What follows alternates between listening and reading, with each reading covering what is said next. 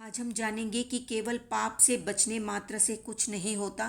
कभी कभी हम खुद पाप नहीं करते पर दूसरों को पाप कर्म करने की प्रेरणा दे देते हैं। तो खुद करना और दूसरों को करने की प्रेरणा देना एक कैटेगरी में आता है, भले ही वो पाप चिकित्सा के उद्देश्य से या फिर किसी भी निमित्त से क्यों न किया जाए। तो आज हम एक सच्चे प्रसंग के माध्यम से जानेंगे कि दूसरों को पाप कर्म का उपदेश देने वालों की क्या गति होती है। तो भगवान महावीर के प्रमुख शिष्य गौतम भगवान से पूछते हैं कि भगवान, कल जब मैं भिक्षा के लिए गया तो वहाँ एक व्यक्ति को भयंकर रोगों से आक्रांत भीख मांगते हुए देखा। उसकी दयनीय हालत का क्या कारण है? ऐसा उसने पूर्व जन्म में क्या पाप कर्म किया जो उसकी ऐसी हालत हुई है?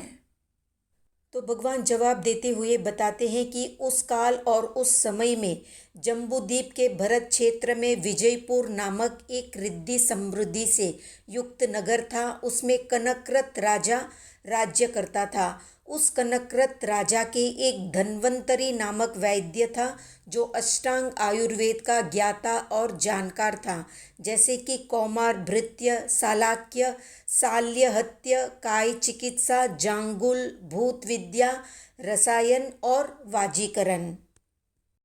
वो धन्वंतरी वैद्य जो कि शिवहस्त, शुभहस्त और लघुहस्त था, विजयपुर नगर में कनकरत राजा के अंतपुर में रहने वाली रानी, दास, दासी, राजा, सार्तवाह, दुर्बल, ग्लान, रोगी, व्याधि जनित लोगों की, श्रमण, ब्राह्मण, भिक्षुक, इन सब की चिकित्सा किया करता था।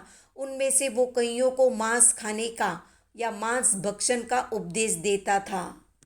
किसी को मछली खाने के लिए कहता तो किसी को कछुआ, किसी को गाय खाने को कहता तो किसी को सुअर का मांस, किसी को मुर्गी खरगोश खाने को कहता तो किसी को मगरमच्छ, किसी को कबूतर खाने को कहता तो किसी को मयूर के बच्चों का मांस, तो कईयों को जलचर, स्थलचर और खेचर आदि जीवों के मांस को खाने का उपदेश करता और वो स्वयं भी खुद इन सबको खाता था।